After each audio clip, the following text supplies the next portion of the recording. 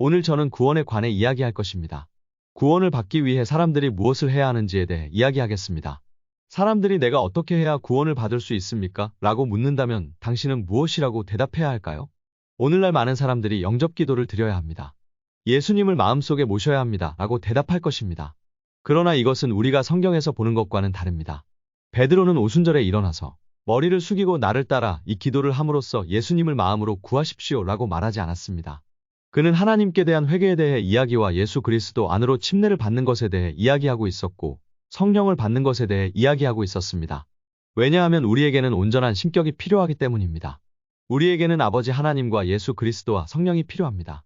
이것이 우리가 여기서 보는 것입니다. 하나님께 대한 회개, 예수 그리스도 안으로의 침례, 성령 침례입니다. 저는 이 가르침을 여러분과 나누기를 기대합니다. 저는 이 가르침이 너무 기쁘고 그것이 여러분을 자극할 것이라고 믿습니다. 그것은 많은 사람들을 자유롭게 할 것입니다. 그러니 이 가르침을 들으면 마지막에 아내가 노래를 부를 것입니다. 저는 이 수업을 기대하고 있습니다. 이것은 선구자 학교 7과입니다. 저는 이 가르침이 여러분의 삶을 변화시킬 것이라고 믿습니다. 이것은 많은 사람들의 삶을 변화시킬 것이고 교회를 변화시킬 것입니다. 오늘은 복음의 기초를 말하고 구원에 대해서 말하겠습니다. 이것은 매우 중요합니다. 할 말이 많습니다. 제가 시작하고 제 아내가 이 가르침이 끝나면 노래를 부를 예정입니다. 지난 두 번의 수업은 치유에 관한 내용이었습니다. 전 세계적으로 많은 사람들이 킥스타트를 시작했습니다. 나중에 이에 대한 몇 가지 간증을 나누겠습니다. 저는 이 가르침을 시작하고 싶고 캐나다에서 온 작은 간증을 나누고 싶습니다. 우리는 방금 아내와 함께 캐나다에 가본 적이 있는데 정말 놀라웠습니다. 우리는 하나님이 하시는 일에 놀랐습니다. 예수님께서는 당신의 교회를 세우시고 계십니다. 우리는 그 당시 우리와 함께 하고 싶어하는 성경학교 사람들을 많이 만났습니다. 우리는 며칠 동안 머물렀던 빅토리아에서 시작했습니다. 하나님은 많은 일을 하셨고 많은 사람들이 시작했습니다. 그러다가 나나이모에 갔는데 그것도 정말 놀라웠습니다. 하나님은 나나이모에서 놀라운 일을 행하셨습니다. 밴쿠버 캠퍼스에서 영상을 본 사람들도 있었습니다.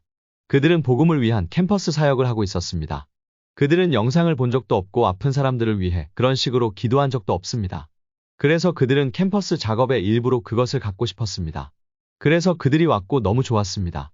우리는 쇼핑몰에 들어갔고 하나님은 놀라운 일을 행하셨습니다. 저는 젊은 남자와 여자를 그들에게 데려갔습니다. 나중에 그들을 만났을 때 우리는 그들에게 갔습니다. 그리고 캠퍼스 사람들이 그들을 위해 기도하자 두 사람 모두 치유되었습니다. 그 아이가 하나님께 열려 있었기 때문에 저는 그를 데리고 가서 그를 위해 기도했고 그는 하나님을 만났습니다. 그는 하나님을 경험했습니다. 그는 눈을 떴고 그에게 놀라운 일이 일어난 것을 볼 수 있었습니다. 그는 돌아다니기 시작했습니다. 저는 잘 지내세요? 라고 말했습니다. 저는 빛이 저에게 오는 것을 보았습니다. 그의 눈을 보면 그가 방금 하나님을 만난 것 같았습니다. 나중에 그는 와서 이렇게 말했습니다. 저는 새롭습니다. 내면이 변화된 것을 느낄 수 있습니다. 이것을 설명할 수는 없지만 저는 새롭습니다. 우리가 그를 위해 기도하자 그는 성령 침례를 받고 방언을 하기 시작했습니다. 그는 어디서 나오는 소리야? 이건 내가 말하는 게 아니야 라며 다시 한번 놀랐습니다. 왜냐하면 그는 그 일에 아주 새로운 사람이었기 때문입니다. 하나님의 나라는 성장하고 있습니다. 그러다가 많은 일이 일어났습니다. 우리는 박해를 경험했고 이곳에서 쫓겨났고 경찰이 왔습니다.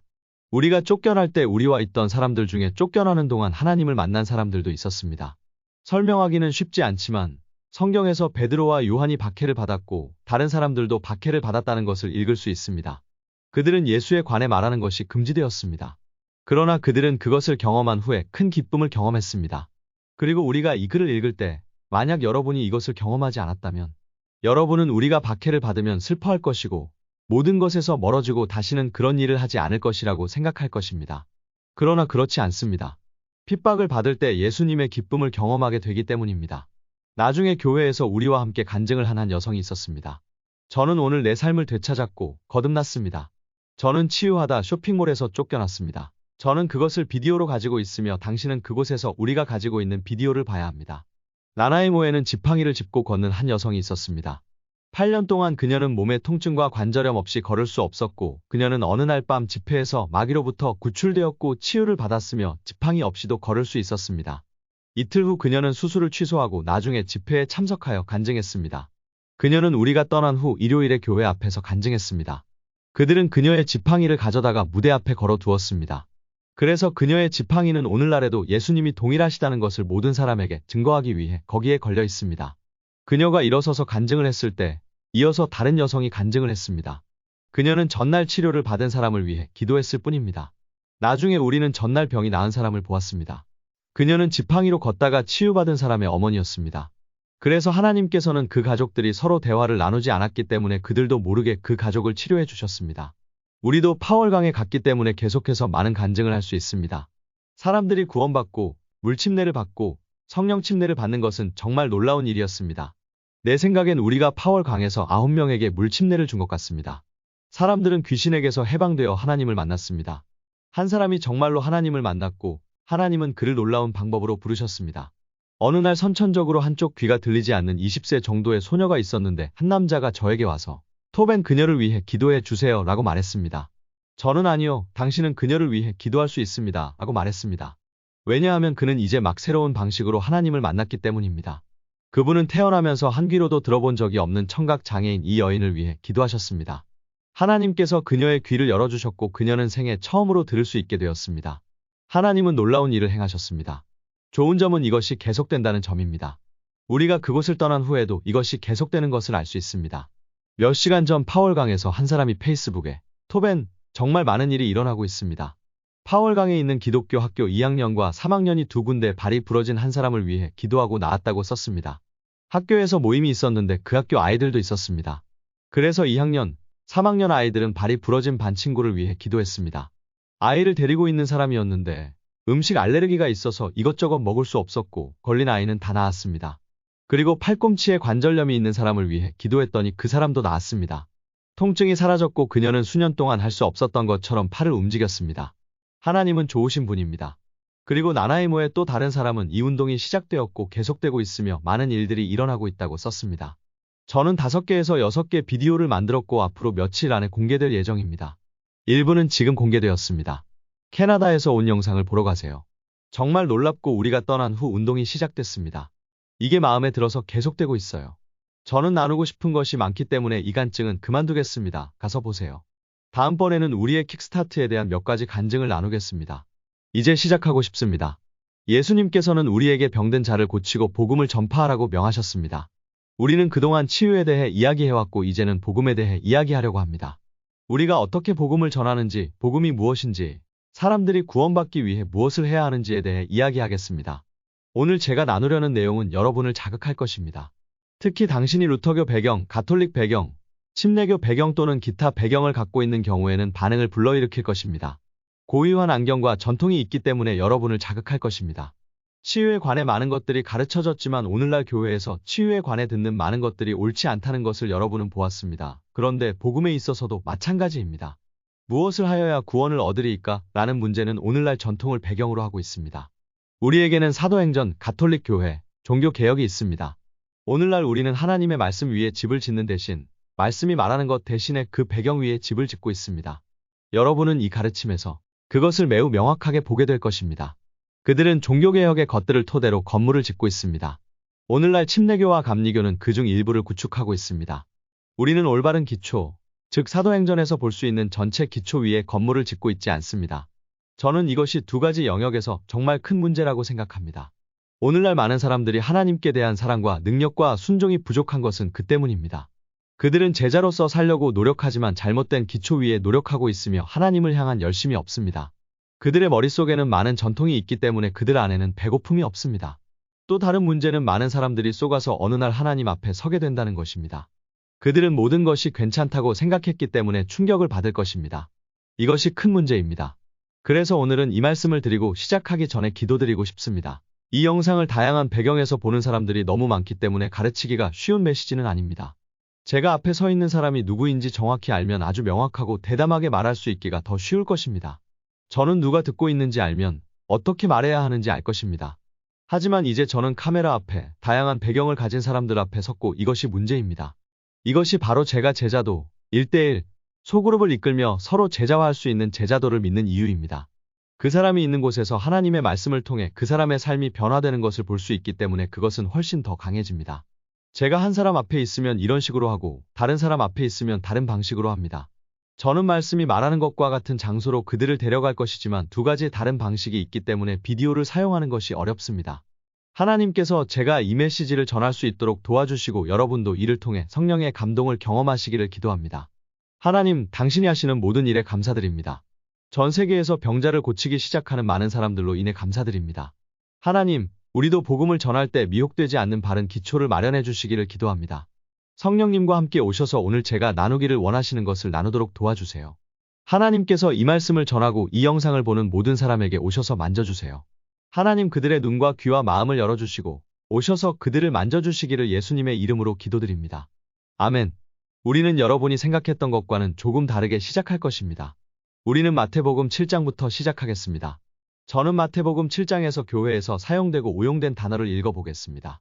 21절. 나더러 주여 주여 하는 자마다 천국에 다 들어갈 것이 아니요 다만 하늘에 계신 내 아버지의 뜻대로 행하는 자라야 들어가리라. 그날에 많은 사람이 나더러 주여 주여 우리가 주의 이름으로 예언하고 주의 이름으로 귀신을 쫓아내며 주의 이름으로 큰 기사를 행하지 아니하였나이까. 그러면 내가 너희를 전혀 알지 못한다는 것을 그들에게 알리리니 불법을 행하는 자들아 내게서 떠나가라. 나가서 병든 자를 고치세요. 이것은 간단합니다. 쉽습니다. 우리는 할 수 있습니다. 그러나 여호와의 증인과 다른 사람들은 이 구절을 잘못 사용합니다. 병 고치는 일과 귀신을 쫓아내는 일이 그쳐져 오늘은 되지 않는다고 말씀하신 것입니다. 왜냐하면 예수님께서 언젠가 많은 사람들에게 나를 떠나라 불법을 행하는 자들아 내가 너희를 알지 못하였노라고 말씀하실 것이기 때문입니다. 병 고치는 사람들에게 그렇게 말씀하실 것이라고 했습니다. 그러나 문제는 귀신을 쫓아내고 병자를 고치는 것이 아니라 병자를 고치고 귀신을 쫓아내는 자여 물러가라라고 말씀하지 않으십니다. 이것은 문제가 아닙니다. 그분은 병자를 고치고 귀신을 쫓아내는 많은 사람들에게 무엇인가 말씀하실 것입니다.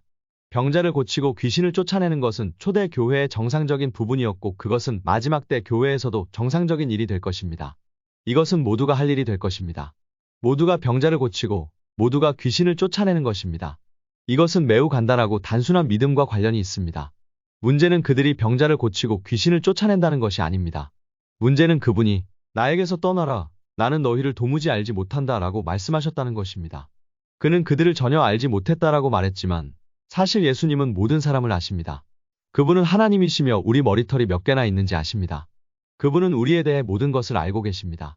그래서 그분이 나는 너희를 전혀 알지 못했다라고 말씀하신 것은 그들과의 교제, 친밀한 교제에 대해 이야기하고 있는 것입니다.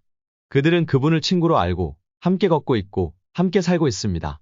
저는 하나님과 더 많은 시간을 보낼 것입니다. 하나님을 아는 모든 부분은 단지 그분을 믿는 것이 아니라 그분이 우리를 부르셔서 그분을 알게 하신 것입니다. 요한복음 17장 3절로 가십시오. 성경은 이렇게 말합니다. 영생은 곧 너희를 아는 것이니 한 분이신 참 하나님과 보내심을 받은 자 곧 예수 그리스도시니라. 그래서 성경은 이것이 영생이라고 말씀하고 있습니다. 그분이 거기 계신 것을 믿는 것이 아니라 한 분이신 참 하나님과 보내심을 받은 자 예수 그리스도를 아는 것입니다. 그러므로 우리는 단지 하나님을 믿으라고 부르심을 받은 것이 아니라 하나님을 알도록 부르심을 받았습니다. 교회에 가서 사람들에게 하나님을 믿는 사람이 몇 명이나 되는지 물어보면 많은 사람들이 손을 들 것입니다. 그렇다면 제가 그들에게 하나님을 아는 사람이 몇 명이나 되는지 묻는다면 그들은 저는 하나님을 아는 것 같아요 라고 말합니다. 자, 당신은 당신이 하나님을 안다고 생각해서는 안 됩니다. 당신은 그분을 알고 있다는 것을 알아야 합니다. 그리고 이것은 이분 안에 끝나지 않습니다. 하나님과 교제하고 하나님을 아는 데에는 평생이 걸립니다. 어느 날, 저는 당신을 전혀 몰랐어요. 당신은 나를 위해 뭔가를 해주고 있었지만 저는 당신을 몰랐어요. 라는 말을 듣지 않는 것이 중요합니다. 문제는 여기에서 불법을 행하는 자들아 내게서 떠나라라고 말씀하신 것입니다. 요한일서 3장 4절에 죄를 짓는 자마다 불법을 행하나니 죄는 불법이라 그가 나타나신 것은 죄를 없이 하려 하심이니라 그 안에는 죄도 없고 그 안에 거하는 자도 죄가 없느니라. 죄를 범하는 자마다 그를 보지도 못하였고 그를 알지도 못하였느니라. 그래서 우리는 그들이 그분을 모른다고 말하는 것입니다. 이것이 바로 요한일서가 여기서 말하고 있는 것입니다. 계속해서 죄 가운데 산다면 하나님을 진정으로 알지 못하는 것이고 당신이 목사이건 강단 뒤에 서서 설교를 하든 그것은 문제가 되지 않습니다. 계속 죄 가운데 살면 하나님을 알지 못하는 것입니다. 그리고 당신이 하나님을 알지 못하더라도 죄 가운데 살아도 하나님과 함께하는 일들을 경험할 수 있습니다. 이것이 우리가 이해하지 못하는 것입니다. 예수님은 12 제자를 불러 병자를 고치고 귀신을 쫓아내는 권능을 주셨습니다. 12 중 하나는 유다였습니다. 유다는 거짓말쟁이요 도둑이었습니다. 그는 잘못됐고 지옥에 갔습니다. 그는 참된 제자는 아니었지만 하나님은 여전히 그를 사용하셨습니다. 그러므로 우리가 하나님께 쓰임을 받는 것이 모든 것이 괜찮다는 표시가 아닙니다. 그것은 표시이고 그런 일들을 경험하는 것은 하나님을 아는 것의 일부이지만 이것은 표시가 아닙니다. 우리는 사람들의 삶을 살펴보아야 하며 사람들은 거룩한 삶을 살아야 합니다. 마태복음 7장 21절의 문제는 귀신을 쫓아내고 병자를 고치는 것이 아닙니다. 문제는 그들이 죄를 짓고 하나님을 제대로 알지 못한다는 것입니다. 왜냐하면 그분을 알면 죄 가운데 살지 않을 것이기 때문입니다. 이것은 정말 강력한 것입니다. 왜냐하면 어느 날 많은 사람들이 주님, 이라고 말할 것이기 때문입니다. 그들이 주님, 주님, 이라고 말하는 이유는 거기 서서 껌을 씹으며 주님, 주님, 이라고 말하는 사람과 같지 않기 때문입니다. 두 번 말하는 이유는 단지 두 번만 말하는 것이 아니라 오늘날 우리가 본문에서 어떤 것을 강조하고 싶을 때 밑줄을 긋거나 굵은 글씨로 표시하여 사람들이 이것이 힘이 있는 단어임을 알 수 있도록 하기 때문입니다. 성경에서는 주여 주여 가 너무 수동적으로 서지 않도록 밑줄을 치기 위해 두세 번 말씀하셨는데 주여 주여 라고 더 크게 말씀하셨습니다. 그것은 한 번 아주 큰 소리로 말하는 것과 같습니다. 많은 사람들이 주님 이라고 말할 것입니다. 그리고 그들은 속았기 때문에 놀라지 않을 수 없습니다. 이것은 문제입니다. 마지막 때에 많은 사람들이 속임을 당합니다. 우리는 지금 마지막 시대에 살고 있으며 불법이 만연한 시대에 살고 있으며 오늘날 교회에서도 그것을 봅니다. 그렇습니다. 당신은 아픈 사람을 고칠 수 있고 많은 일을 하면서 여전히 죄 가운데 살 수 있습니다. 그러나 하나님을 알고 성령의 인도를 받고 일상이 무엇인지 알기 위해서는 거룩한 삶을 살아야 합니다. 당신이 정말로 거듭났다면 성령께서 하시는 말씀을 들어보십시오. 그는 거룩해지는 것에 대해 이야기하고 있습니다. 하나님의 형상으로 변화되는 것을 말하고 있습니다. 오늘날 우리는 많은 것들이 옳기 때문에 옳은 것처럼 보입니다. 그들에게는 한쪽 다리에는 하나님의 능력이 있지만 다른 쪽 다리에는 회개와 거룩함과 하나님을 경외하는 능력이 없습니다. 그리고 우리가 보게 될 마지막 개혁은 양쪽 다리 위에 세워진 것이라고 믿습니다. 그들은 하나님의 능력과 동시에 거룩함과 하나님을 경외함과 참된 회개를 갖게 될 것입니다. 제가 무엇을 옹호하는지 묻는다면 이것이 제 마음입니다. 많은 사람들이 제 영상을 보았고 이제 우리는 성경학교에서 치유에 집중하고 있습니다. 그런데 다른 부분은 어떻습니까? 라고 묻습니다.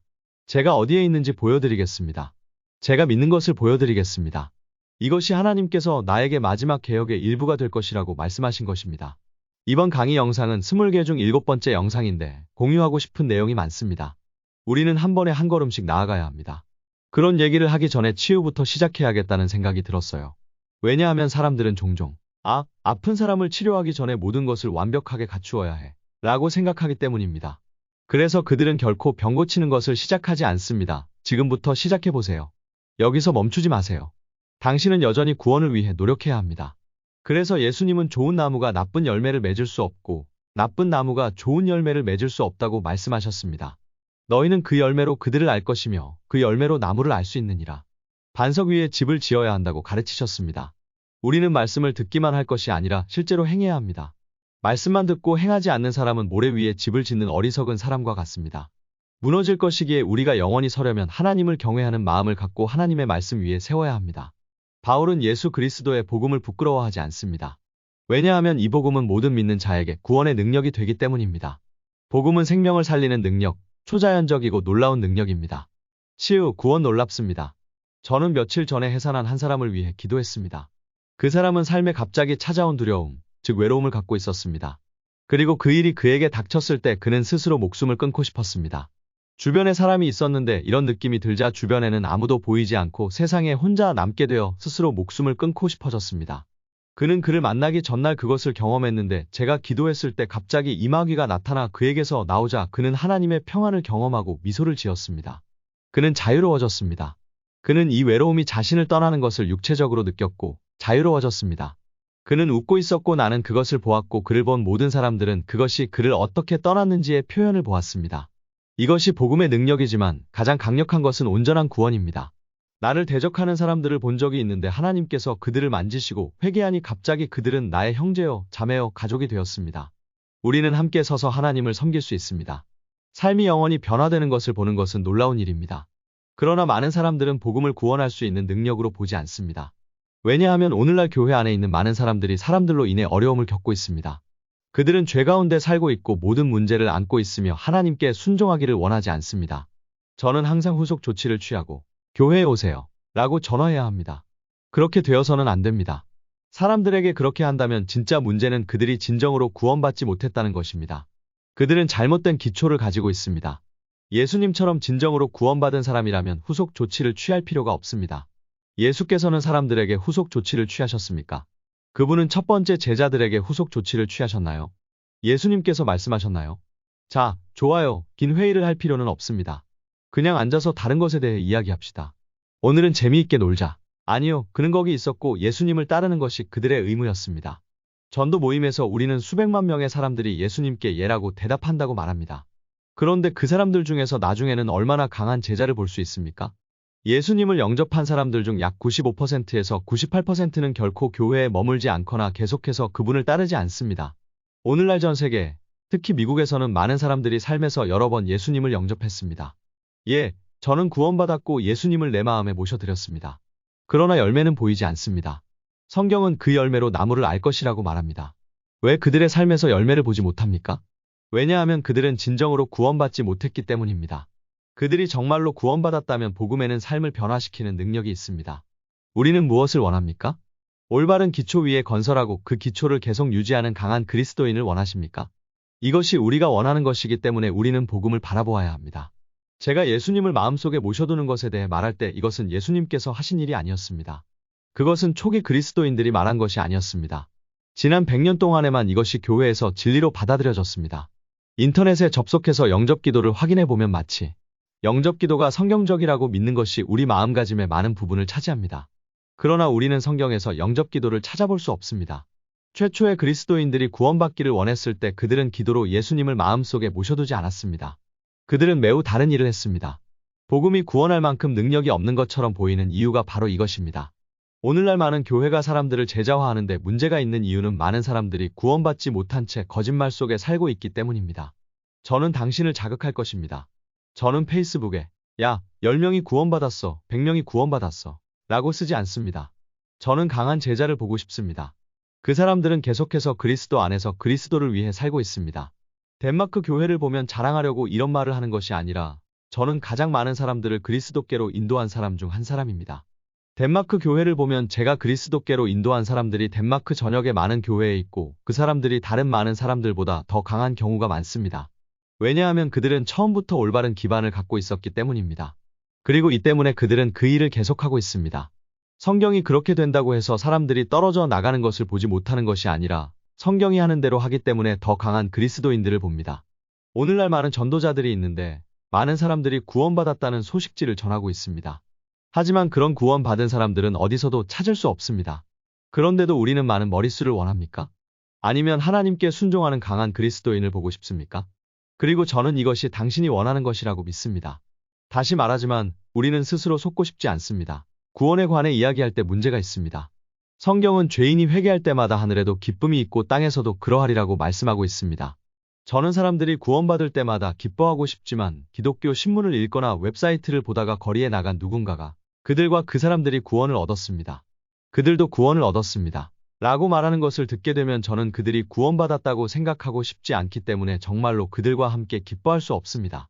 그들은 정말로 구원받았습니까? 그들은 죄에서 돌이켰습니까? 아니면 단지 영접기도만 하였습니까? 그들은 그리스도 안에 계속 있을 것입니까? 아니면 바로 그 순간뿐이었습니까? 왜냐하면 이것이 우리 문화의 일부가 되었기 때문입니다. 저는 수많은 사람들이 예수님을 마음속에 주로 모시는 것을 들었습니다. 그들 중 일부는 진정으로 구원을 받았습니다. 그렇습니다. 하지만 그들을 더 이상 볼 수 없는 경우가 많습니다. 그렇기 때문에 더 이상 사람들과 함께 기뻐할 수 없습니다. 저는 그것을 원하지 않습니다. 야, 이 사람 구원받았어. 라는 말을 듣고 싶습니다. 그리고 와우, 좋네요. 저는 주 안에 새로운 형제자매를 얻었기 때문에 기뻐할 것입니다. 그러므로 우리는 그들은 구원받았습니다. 라는 말을 오용해서는 안 됩니다. 우리는 성경에서 보는 대로 해야 합니다. 물어보고 싶은 게 있습니다. 당신은 무엇으로부터 구원을 받았나요? 많은 사람들은 나는 지옥에서 구원받았습니다. 나는 지옥에 가지 않을 것입니다. 나는 구원받았습니다. 라고 말할 것입니다. 예수님을 마음속으로 구하십시오. 이 기도를 하면 지옥에 가지 않습니다. 사람들에게 지옥에 가고 싶습니까? 라고 물으면 지옥에 가고 싶지 않습니다. 사람들은 이 기도를 합니다. 그렇습니다. 아마도 당신은 지옥에 가지 않을 것입니다. 우리는 지옥에서 구원받지 못했습니다. 성경은 그렇게 말하지 않습니다. 최초의 그리스도인들이 회개하여 지옥에서 구원받았다는 것을 볼 수 없습니다. 우리가 구원받은 곳은 지옥이 아닙니다. 우리는 죄에서 구원받았습니다. 그렇습니다. 그러면 죄는 지옥으로 이어집니다. 그러나 우리는 지옥에서 구원받지 못합니다. 우리는 죄에서 구원받았습니다. 침례 요한은 예수님을 보고 죄를 제거하는 하나님의 어린 양이로다 라고 말했습니다. 예수님이 왜 예수라고 불리는지 아시나요? 왜냐하면 그분이 우리를 죄에서 구원하셨기 때문입니다. 마리아는 아기를 예수라고 부르기로 되어 있었습니다. 이름을 예수라 하라 이는 그가 자기 백성을 저희 죄에서 구원할 자이심이라. 예수님은 우리를 죄에서 구원하시기 위해 하나님의 어린 양으로 오셨습니다. 당신이 구원받았다면 그것은 지옥이 아니라 죄에서 구원받은 것입니다. 그것은 모두 죄에 관한 것입니다. 죄가 세상에 들어와 우리와 하나님 사이의 관계를 파괴했습니다. 예수님은 우리의 죄를 담당하시고 우리가 하나님과 교제할 수 있도록 십자가에 죽으러 오셨습니다. 그분은 하나님이 거룩하시기 때문에 우리를 하나님으로부터 분리시키는 것을 제거하셨습니다. 그러므로 죄가 문제이고 죄에서 우리가 구원받는 것입니다. 예수님께서 잃어버린 양에 관해 말씀하신 것과 같습니다. 누가복음 15장에서 예수님은 죄인이 회개할 때마다 필요 없는 의인 99명보다 더 큰 기쁨이 있다고 말씀하신 것 같습니다. 그러므로 그것은 죄인들이 그들의 죄를 회개하고 용서를 경험하는 것을 보는 것입니다. 당신이 나는 구원받았습니다. 라고 말한다면 그런데 당신은 아직도 죄 가운데 살고 있습니다. 그것이 가능합니까? 계속 죄 가운데 살면서 동시에 구원받는 것이 가능합니까? 불가능합니다. 그렇지 않습니다. 지옥에서 구원받았다고 말할 때 우리는 지옥에서 구원받았기 때문에 계속해서 죄 가운데 살 수 있다고 생각합니다. 불가능합니다. 문제는 지옥이 아니라 죄입니다. 그러므로 계속해서 죄 가운데 산다면 구원받지 못한 것입니다. 덴마크와 다른 곳에서 많은 사람들이 말하는 것처럼 예수님은 단지 우리와 하나님 사이에 서기 위해 오신 것이 아닙니다. 하나님과 우리 사이에 서 계심으로 하나님께서 우리의 죄를 보지 못하십니다. 아닙니다. 하나님은 우리의 죄를 보실 수 있습니다. 마태복음 7장에 불법을 행하는 자들, 죄를 짓는 자들아 나를 떠나라 라는 말씀이 있습니다. 그분은 그들의 죄를 보셨으며 우리가 계속 죄 가운데 산다면 여러분의 죄와 저의 죄도 보실 것입니다. 그리스도인은 계속 죄 가운데 살지 않습니다. 예수님은 십자가에 죽으셨기 때문에 죄를 없애는 데 필요한 모든 일을 하셨습니다. 정말로 하나님을 알고 싶다면 올바른 기초 위에 세워야 합니다. 누군가가 당신에게 내가 구원을 받으려면 어떻게 해야 합니까? 라고 묻는다면 뭐라고 대답해야 할까요? 당신은 기도하고 예수님을 당신의 마음에 모셔두십시오. 라고 대답하시겠습니까? 저는 그들과 함께 기도를 했습니다. 제가 먼저 기도하고 그들이 저를 따라 기도할 수도 있고 그들이 저를 따라 기도할 수도 있습니다. 사람들을 위해 기도하는 것은 괜찮습니다. 문제는 복음을 다 말하지도 않고 야, 이제 예수님을 구주로 모시는 기도를 해서 구원받았으니 천국에 갈 것이다. 라고 하면 문제입니다. 어떻게 복음을 전하시나요? 베드로가 어떻게 복음을 전했는지 보세요. 사도행전의 시작 부분에서 볼 수 있듯이 베드로가 설교를 하니 성령이 임하셨습니다. 베드로가 설교했지만 사도행전은 조직신학이 아니기 때문에 그가 설교한 내용을 모두 볼 수는 없습니다. 사도행전은 그것만으로는 신학을 세울 수 없도록 기록되었습니다. 하지만 그들이 한 일을 볼 수 있습니다.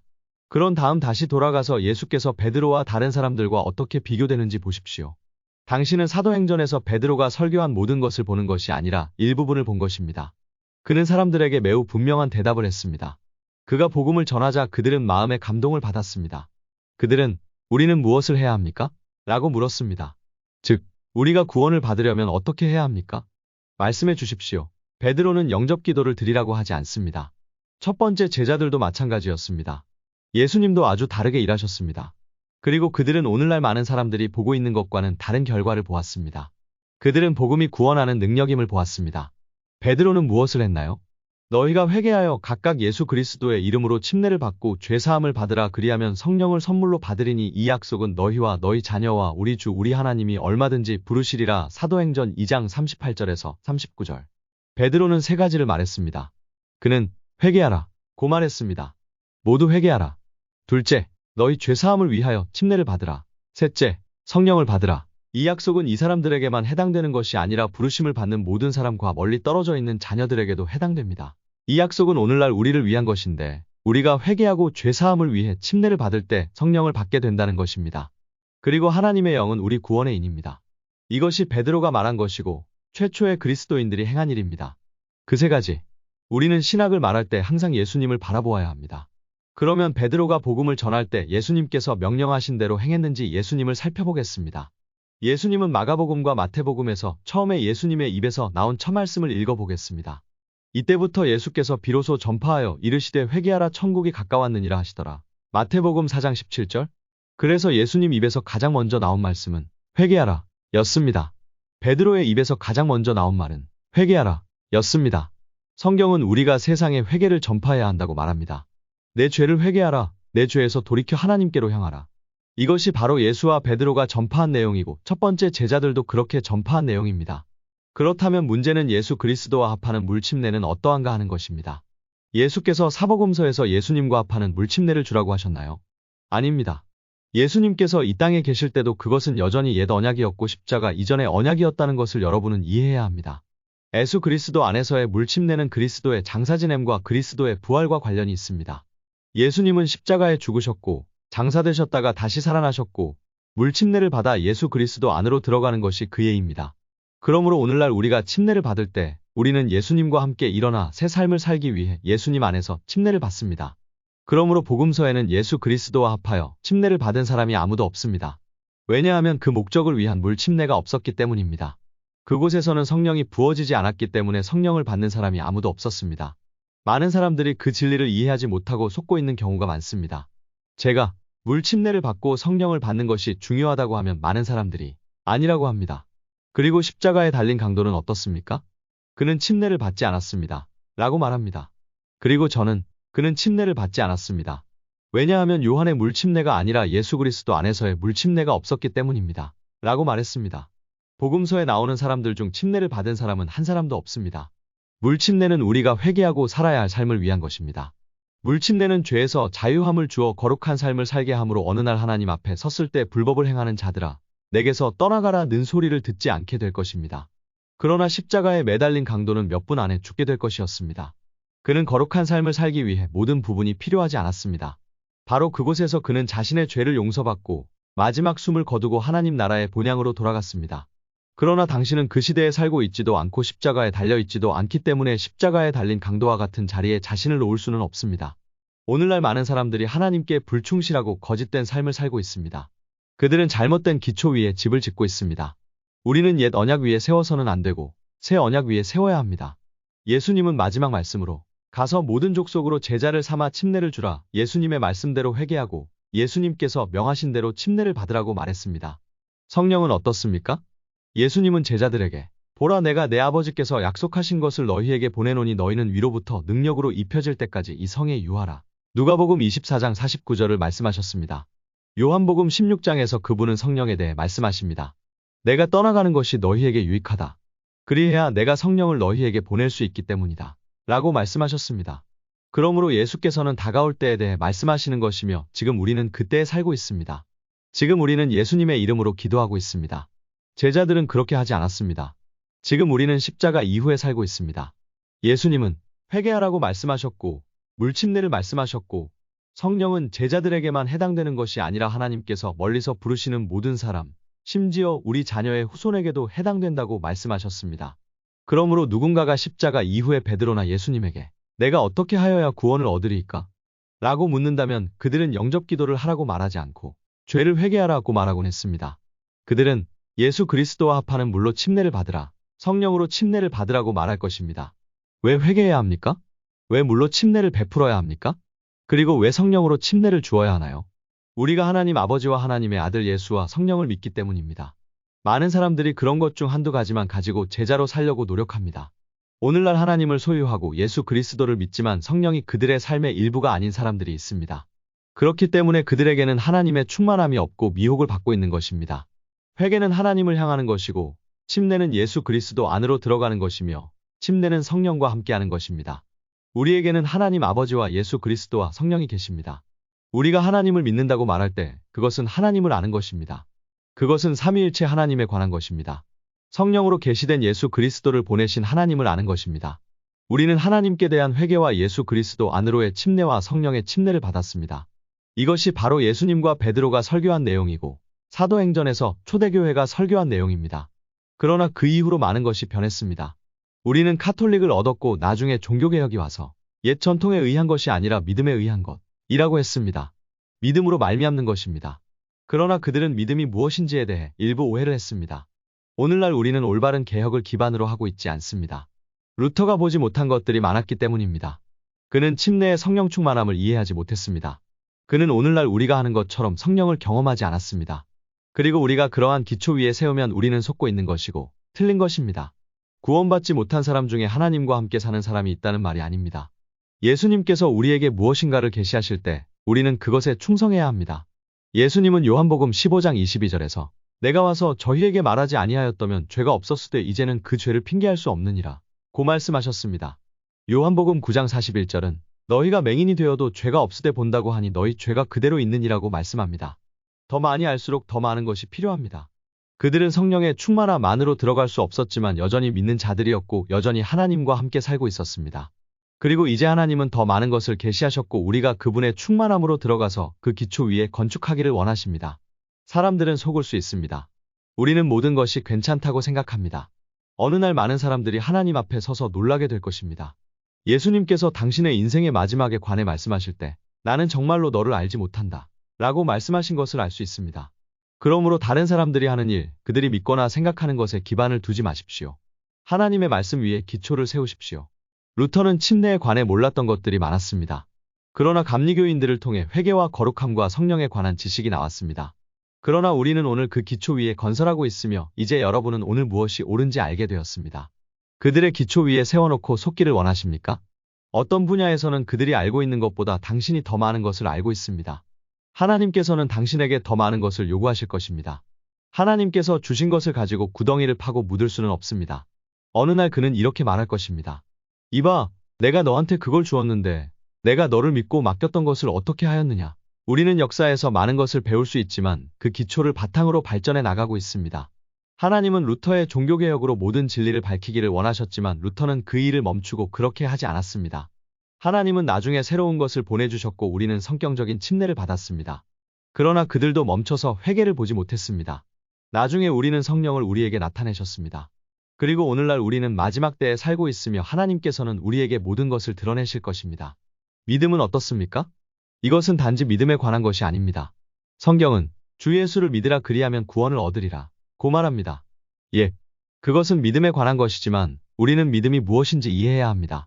요한복음 8장에서 예수님은 자기를 믿는 사람들에게 너희가 내 말을 지키면 참 내 제자가 되고 진리를 알지니 진리가 너희를 자유케 하리라고 말씀하셨습니다. 그래서 예수님께서는 너희가 내 말을 지키면 참으로 내 제자가 되리라라고 말씀하셨습니다. 예수께서 자기를 믿는 자들에게 이르시되라고 되어 있습니다. 제 질문은 그분을 믿는다는 것이 무슨 뜻인가요? 그들은 예수가 한때 살았던 실제 인물이라고 믿습니까? 라고 그분이 말씀하신 것이 아니었습니다. 왜냐하면 예수께서 살아 계실 때 얼마나 많은 사람들이 그분이 실제 인물이라고 믿었습니까? 모두가 그분을 볼 수 있었고 모두가 그분을 만질 수 있었기 때문에 실제 인물이라고 믿었습니다. 2000년이 지난 지금 그분을 믿는 문제 전체가 그분의 말씀을 믿지 않고 그분이 말씀하신 것을 행하지 않고 한때 살았던 역사적 인물을 믿는 것으로 바뀌었습니다. 제가 많은 그리스도인들에게 가서 당신은 예수를 믿습니까? 라고 묻는다면 그들은 그래, 나는 예수를 믿습니다라고 생각하고 있습니다. 그리고 당신은 무엇을 믿는지 설명해보라고 하면 저는 예수께서 한 번 사셨고 기적을 행하셨으며 이 땅에 사셨음을 믿습니다. 알겠습니다. 하지만 당신은 죄 가운데 살고 있습니까? 예, 그러나 예수님은 회개하라고 말씀하셨습니다. 하지만 나는 그분이 예수님이 한때 살았다는 것을 믿는 것은 성경적인 믿음이 아닙니다. 왜냐하면 그 당시에 예수님이 살아계셨다는 것을 모두가 알고 있었기 때문입니다. 그들은 그분이 살아계시다는 것을 믿기 위해 믿음이 필요하지 않았습니다. 그들은 그분을 볼 수 있었고 그분을 만질 수 있었고 그분과 이야기할 수 있었습니다. 그러므로 그분을 믿는 것은 한때 살았던 사람을 믿는 것이 아닙니다. 그분의 말씀을 믿는 것입니다. 그리고 그들은 예수께서 하신 말씀을 믿었습니다. 예수께서 말씀하시면 그들은 그 말씀이 참인 줄 믿었습니다. 이에 예수께서 이르시되 너희가 참으로 내 제자가 되려거든 내 말을 지켜 행하라 그리하면 길이요 진리요 생명이시니 나를 통하지 않고는 아버지께로 올 자가 없느니라. 그러므로 내 가르침 안에 머물러라.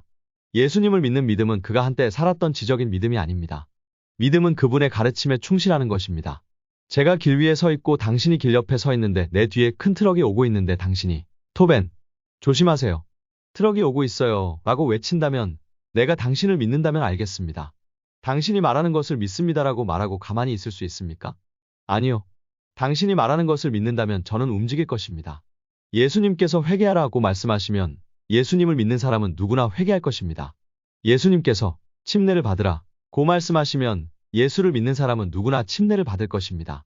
예수님께서 성령을 받으라 고 말씀하셨으니 예수님을 믿는 사람은 누구나 성령을 받게 될 것입니다. 그렇지 않다면 당신이 받아들인 것은 성경의 예수가 아니거나 진리 전체를 모르는 것입니다.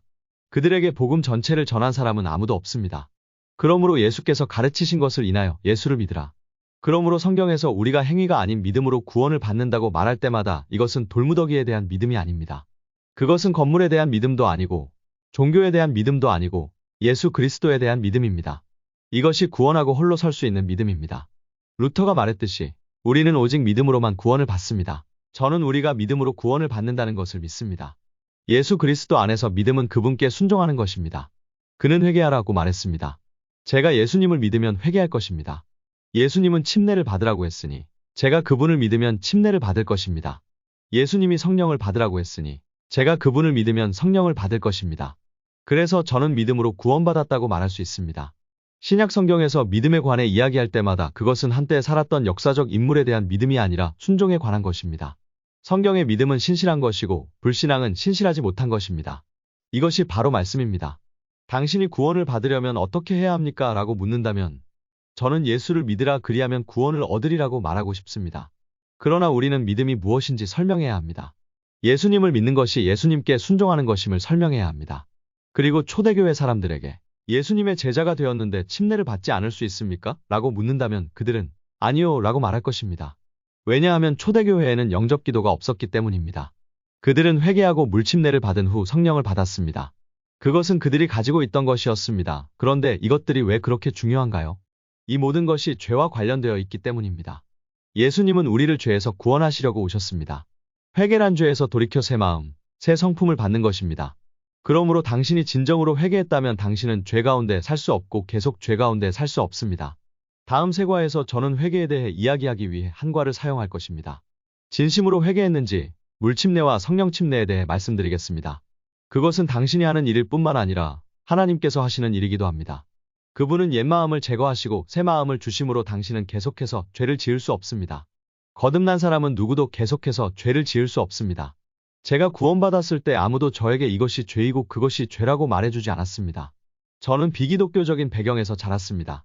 저는 예전 생활로 돌아가 집으로 돌아갔고 제가 익숙하게 하던 일을 할 때마다 이것이 죄라고 느꼈습니다. 죄송해요 하나님, 저를 용서해 주세요. 더 이상 죄를 짓고 싶지 않습니다. 회개합니다. 저는 이제 제가 하고 있는 일이 죄라는 것을 알았습니다. 이전에는 문제없이 여러 번 하던 일을 이제는 더 이상 할 수 없게 되었습니다. 왜일까요? 하나님께서 저에게 새로운 본성을 주셨기 때문입니다. 그리고 저는 사람들이 이봐, 토벤, 하나님은 그런 분이 아니야. 그러면 안 돼. 라고 말했을 것이라는 것을 압니다. 그러나 아무도 나적에 다르게 말할 수 없었습니다. 왜냐하면 내 안에 새로운 성품이 있었기 때문입니다. 저는 그것이 죄라는 것을 알았고 그로 인해 거룩한 삶을 살기 시작했습니다. 이것이 구원의 표시입니다. 열매로 나무를 압니다. 당신이 죄와 교제하면 당신은 하나님을 알지 못하는 것입니다. 왜냐하면 하나님은 거룩하시고 예수님은 우리를 죄에서 구원하시려고 오셨기 때문입니다. 그러므로 회개는 하나님을 향한 새로운 마음과 관련이 있습니다. 물침례는 우리가 죄로부터 깨끗해지기 때문에 죄와 관련이 있습니다. 우리는 깨끗하게 씻겨집니다.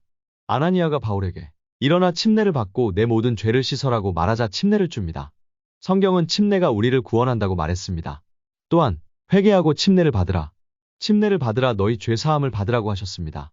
침례는 구원을 주지만 우리는 유대인의 사고방식을 갖고 있지 않기 때문에 그것을 이해하지 못합니다. 그 당시에는 물질적인 것이 영적인 영향을 많이 끼쳤지만 지금 우리는 그리스도인의 사고방식을 갖고 있어 물질적인 것은 단지 상징일 뿐이라고 생각합니다. 아니요, 그것은 상징이 아닙니다. 그 이상입니다. 그것은 절약하고 삶을 변화시킵니다. 저는 사람들이 침례를 받고 귀신들에게서 해방되는 것을 보았습니다. 사람들은 침례를 받을 때 믿음으로 전파하고 행할 때 치유를 받고 죄에서 구원을 받습니다. 침례는 매우 강력합니다. 구원은 죄와 관련이 있습니다. 왜냐하면 우리는 침례를 통해 죄에서 구원받았기 때문입니다. 많은 그리스도인들이 회개했지만 죄와 씨름하고 있고 죄로부터 자유로워지지 못하는 이유는 무엇입니까? 왜냐하면 그들은 예수 그리스도 안으로 침례를 받지 않았거나 침례를 받았지만 침례가 무엇인지 모르기 때문입니다. 저는 침례를 받았는데 무슨 내용인지 몰랐는데 몇 년이 지나고 하나님께서 로마서 6장에서 그 사실을 밝혀주셨습니다. 침례를 통해 우리가 죄에서 해방되고 죄에 매이지 아니하여 이제 거룩한 삶을 살 수 있게 된 것입니다. 우리가 더 이상 율법 아래 있지 않고 은혜 아래 있기 때문에 죄가 우리를 주관하지 못합니다. 전체 장은 죄로부터의 자유에 관한 것인데 침례로 시작해서 갑자기 내가 자유로워졌음을 발견했습니다. 더 이상 자신을 비난하지 마세요. 저는 죄로부터 자유로워졌습니다. 저는 그 순간 자유로웠고 죄로부터 구원받았으며 오늘도 여전히 자유입니다. 그리고 저는 자유함을 얻었기 때문에 그리고 자유를 경험했기 때문에 하나님 앞에서 담대함을 경험했습니다. 왜냐하면 저는 부끄러워하지 않고 죄에서 벗어났기 때문입니다.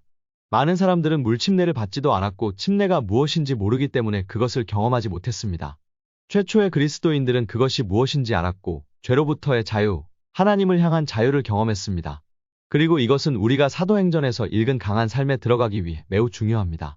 우리에게도 성령 침례가 필요합니다. 그것은 방언으로 말하는 것 이상입니다. 그것은 방언을 말하는 것입니다. 이것은 표징입니다. 그러나 그것은 방언을 말하는 것뿐만 아니라 훨씬 더 많은 것입니다.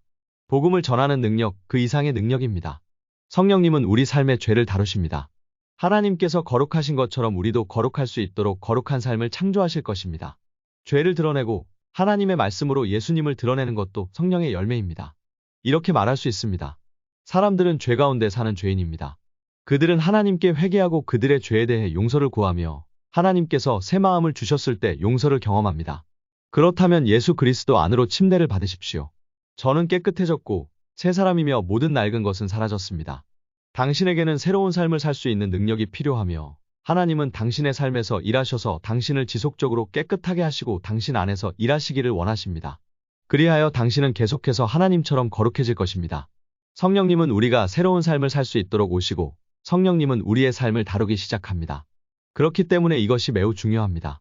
당신은 이것이 단순히 예수님을 당신의 마음에 묻는 것보다 훨씬 더 많은 것임을 알 수 있습니다. 저는 사도행전을 통해 사람들이 구원받은 다른 곳들을 보고 싶습니다. 성경에는 3,000명, 5,000명의 많은 사람들이 구원받았다는 내용이 나옵니다. 그러나 우리가 그러한 일들로부터 더 많은 것을 보고 배울 수 있는 다른 곳도 있습니다. 사도행전 8장에서 빌립이 사마리아에 있을 때 믿음에 관해 읽었습니다. 빌립은 박해 때문에 갑자기 사마리아로 가서 부흥을 보았습니다. 그는 성령의 모든 부분을 알지 못했습니다. 빌립은 사람들이 구원받는 것을 보고 즉시 예수 그리스도 안으로 침례를 주었습니다. 그러나 그가 성령 받기를 기도하지 아니하였으므로 제자들이 와서 그들에게 안수하여 성령을 받았습니다. 저는 많은 사람에게 성령으로 침례를 주었고 사도들처럼 하나님의 충만함이 없는 사람들도 만났습니다. 그들에게 회개와 물침례는 있었지만 성령 충만함이 없었으니 이는 사도행전 8장과 같습니다. 우리는 사람들에게 가서 안수해야 그들이 성령을 받을 수 있습니다. 여기가 흥미롭습니다. 사도들의 손을 통해 성령 받는 것을 본 시몬이라는 사람이 있었습니다. 그는 그것을 어떻게 보았습니까? 사도는 자신들이 성령을 받지 못했다는 것을 어떻게 알았습니까? 사람들이 성령을 받을 때 항상 표적이 있는데 그 표적은 방언과 예언입니다. 이것은 항상 신호입니다. 입을 열면 무언가가 나옵니다. 사도행전에서 처음에 그들이 다른 언어로 말하니 사람들이 그것을 이해했다는 것을 읽었습니다. 우리는 종종 그렇게 하지 않습니다. 사도행전의 시작 부분이 매우 특별했던 이유는 그 당시 이스라엘에는 여러 나라 사람들이 있었고 하나님께서는 복음을 전하기 위한 성령 침례를 보여 주고자 했기 때문입니다. 저는 2주 전에 한 사람에게 성령 침례를 베풀었고 그 사람은 성령이 자신에게 임하는 것을 경험했습니다. 그녀는 개인적인 방언을 말하기 시작했습니다. 그녀는 갑자기 다른 언어를 말하기 시작했습니다. 저는 문장을 들을 수 있었고 그것은 완전한 언어였습니다. 그리고 나서 그녀는 다시 개인 방언으로 말하기를 시작했고 하나님을 경배하고 있었습니다. 그것은 매우 강했습니다. 개인 방언은 사람들이 대부분 경험하는 것으로 모든 사람을 위한 것입니다. 그리고 다른 언어를 말하는 것도 일종의 방언입니다. 이에 대해서는 나중에 더 자세히 이야기하겠습니다. 우리의 전통 안경 때문에 많은 사람들이 다양한 종류의 방언이 있다는 것을 이해하지 못합니다. 많은 사람들이 모든 사람이 방언을 말하는 것은 아니다라고 말합니다. 그들은 이것이 모든 종류의 방언을 위한 것이라고 믿지만 그렇지 않습니다. 사도행전 8장에서 빌립은 계속해서 내시를 만납니다. 여기서 보는 내용은 흥미롭습니다. 여기서는 빌립이 내시에게 설교한 내용을 볼 수 없지만 내시의 대답을 읽을 수 있습니다. 물이 있는데 침례를 받을 수 있습니까? 라고 대답했는데 그 대답을 보면 그가 물침례를 설교하고 있다는 것을 알 수 있습니다. 질문 하나 하겠습니다. 당신은 설교자가 복음을 전하고 나누는 집회를 많이 해본 적이 있을 것입니다. 그런데 사람들이 다음과 같이 저는 침례를 받고 싶어요 라고 복음에 반응하는 방식으로 복음을 전파한 집회에 몇 번이나 가보셨나요? 대부분의 사람들은 참된 복음이 전파되는 것을 들어본 적이 없습니다. 그들은 빌립이 설교한 것과 같은 복음을 누군가가 설교하는 모임에 참석해 본 적이 없으며 사람들이 나도 침례를 받을 수 있습니까? 라고 반응을 하나요? 그런데 사도행전에서는 모두가 내가 침례를 받을 수 있나요? 라고 반응하는 방식으로 복음을 전했습니다. 그들은 사람들에게 예수님을 마음에 모시고 침례를 받지 않고 회개하라고 설교하지 않았습니다. 침례는 새로운 삶으로 들어가는 문입니다. 그러니 내시가 대답한 것과 똑같은 반응을 하지 않는다면 내가 정말 복음을 전하는 걸까 생각해봐야 합니다. 베드로에게 반응한 사람은 하루에 3,000명이 침례를 받았다는 것입니다. 그래서 우리는 사도행전에서 많은 것을 배울 수 있습니다. 사도행전 9장에서는 바울이나 사울이 어떻게 구원받았는지 읽을 수 있습니다. 그가 한밤중에 침례를 받았다는 점에 유의하십시오. 사도 바울은 침례를 받고 성령을 받았기 때문에 믿음이 있었습니다. 아나니아가 나와 이르되 내가 너희에게 안수하여 너희가 성령을 받게 하여야 하리라 하거늘 사도행전 10장에서는 고넬료의 집에 있던 베드로에 관한 이야기를 읽습니다. 여기에서 그들이 먼저 성령을 받았음을 알 수 있습니다. 그런데 그는 그것을 어떻게 알았습니까? 그들은 방언을 말하고 하나님을 경배했기 때문에 알 수 있었습니다. 그래서 그들이 성령을 받았다는 표징이 있었습니다. 그 표징은 방언이었습니다. 거기에는 항상 표징이 있었습니다. 그는 저희도 우리처럼 성령을 받았다면 침례를 받는데 무엇이 방해가 되겠습니까? 라고 말했습니다. 저는 아이들에게 침례를 주었습니다. 저는 유아 침례가 비성경적이기 때문에 믿지 않습니다. 그러나 성령 침례를 받고 방언을 시작하는 7세 정도의 어린아이들을 위해 기도해 왔습니다. 그들이 침례를 받는데 무엇이 방해가 됩니까? 성령은 그들이 물 침례를 받기 전에 그들에게 성령을 부어주셨다는 표징을 주시는 것입니다. 사람들이 복음 전체를 이해하고 있는지 확신할 수 없을 때 저는 종종 그들을 위해 기도합니다. 그들이 성령을 받았다면 이는 하나님께서 그들을 받아들였다는 표시입니다. 하나님께서 그들을 받아들이셨다면 저는 그들에게 침례를 줍니다. 성령을 받기 전에 반드시 물 침례를 받을 필요는 없습니다.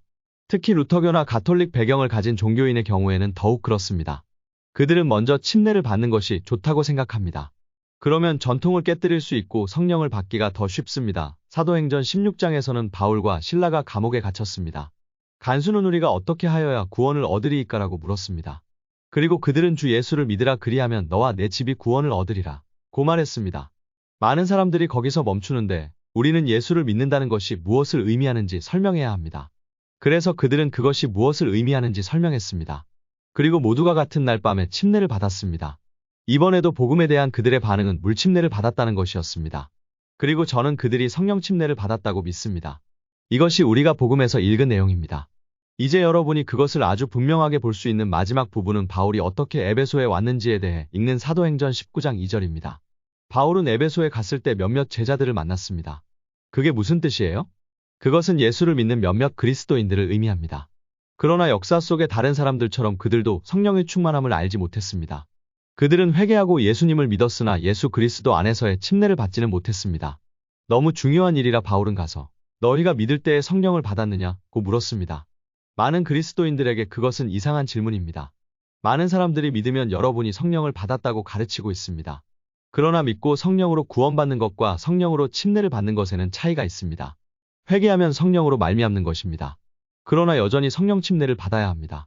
요한복음 20장에 예수님께서 다시 살아나셨을 때 제자들에게 가서 성령을 받으라 고 말씀하셨고 그들이 성령을 받았습니다. 왜 그럴까요? 예수님께서 죽은 자 가운데서 부활하시고 그들에게 성령을 주셨기 때문입니다. 그리고 조금 뒤에 같은 사람들에게 너희는 위로부터 능력을 받을 때까지 이 성에 머물라 고 말씀하셨습니다. 성령으로 구원받는 것만으로는 충분하지 않고 성령 침례도 받아야 합니다. 또 어떤 사람들은 우리는 성령에 대하여 들어본 적이 없다 고 말했습니다. 오늘날에도 이 교회 저 교회 이 교파 저 교파에는 성령을 모르는 사람들이 많습니다. 그러자 바울이 너희는 무엇으로 침례를 받았느냐 라고 물었습니다. 그들은 요한의 회개의 침례만 받았습니다. 바울은 요한이 회개를 위하여 물로 침례를 베풀었으나 후에 오시는 이곳 예수 그리스도를 믿게 하려 함이라고 말했습니다. 그들은 이 말을 듣고 예수 그리스도의 이름으로 침례를 받았습니다. 바울이 그들에게 안수함에 침례를 받고 성령이 그들에게 임하시며 방언도 하고 예언도 하니 그들은 성령 침례를 받았습니다. 교회 안에는 에베소 사람들과 마찬가지로 회개만 있을 뿐 올바른 침례를 받지 못한 사람들이 많습니다. 루터교나 천주교, 기타 교회의 많은 사람들이 침례를 받지 않습니다. 다른 교회에는 성령 침례를 받지 않은 사람들이 많습니다. 내 질문은 당신은 어떤 기초를 세울 예정입니까? 입니다. 많은 사람들이 하나님 앞에 설 것이고 그분은 이렇게 말씀하실 것입니다. 가라. 나는 너를 모른다. 나는 정말로 너를 모른다. 너는 죄 가운데 살았다. 루터 앞이 아니라 침례 요한 앞이 아니고 감리교 형제들 앞이 아니라 웨슬리 형제들 앞이 아닌 예수님 앞에 서게 될 것입니다. 당신은 무디, 피니, 스펄전 또는 다른 사람 앞에 서지 않을 것입니다. 에반 로버츠 앞이 아닙니다. 당신은 예수 그리스도 앞에 서게 될 것입니다. 당신은 어떤 기초 위에 건설하고 있나요? 종교적 상자 위에 건물을 짓고 있습니까? 아니면 하나님의 말씀 위에 집을 짓고 있습니까? 이것은 종교적 상자 안에 있는 많은 사람들에게 어려운 일입니다. 왜냐하면 그것은 그들의 지위, 친구, 가족을 희생시킬 것이기 때문입니다. 일부 목회자들은 일자리를 잃게 될 것입니다. 그러므로 그들은 속임을 당합니다. 왜냐하면 그들은 하나님의 말씀보다 제도를 더 신뢰하기 때문입니다. 누구를 주님으로 고백할지 결정해야 합니다. 로마서 10장 9절. 예수를 주로 시인하여. 영접 기도가 아닙니다. 바울은 유대인들에게 이렇게 말했습니다. 많은 반대가 있었고 사람들은 그들을 유대 신앙으로 다시 데려가고 싶어 했습니다. 그들은 자신들이 원하는 것이 무엇인지 이해해야 했습니다. 그들은 스스로 할례를 받고 다시 돌아가기를 원했습니까? 아니면 머리가 잘리고 싶었습니까? 그래서 그는 예수를 주로 고백하라 고 썼습니다. 이것은 당신에게 모든 것을 대가로 치르고 생명을 앗아가는 일입니다. 만일 당신이 예수를 주로 고백하고 그분이 말씀하신 대로 행하면 당신은 구원을 받을 것입니다.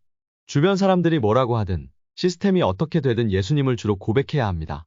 당신은 당신의 죄를 회개해야 하고 물에서 침례를 받아야 하고 물 아래로 내려가야 하고 다시 당신 자신의 믿음 안으로 올라와야 합니다.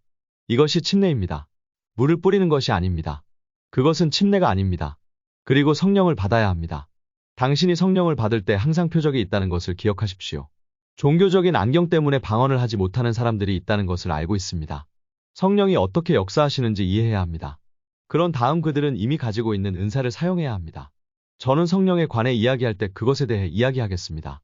저는 복음을 전하는 여러분에게 이렇게 말하고 싶습니다. 믿음을 갖고 싶다면 하나님께 죄를 회개하고 예수 그리스도 안으로 침례를 받고 성령을 받는 복음을 전해야 합니다. 우리는 모든 일을 같은 날에 합니다. 사람들이 와서 앉아서 복음을 전하면 그들은 그날 회개하고 물 침례를 받고 성령을 받습니다. 사람들이 진정으로 구원을 받는 것이 중요합니다. 자, 그런 것들이 없다면 그것을 구하고 당신에게 침례를 줄 수 있는 사람을 찾고 당신이 성령을 받을 수 있도록 당신을 위해 기도할 수 있는 사람을 찾으십시오. 종종 그것은 성령을 받은 다른 사람들의 안수를 통해 옵니다. 스스로 기도하고 받을 수도 있습니다. 그건 당신에게 중요합니다. 당신에게는 그것이 필요하며 올바른 복음을 나누는 것이 중요합니다.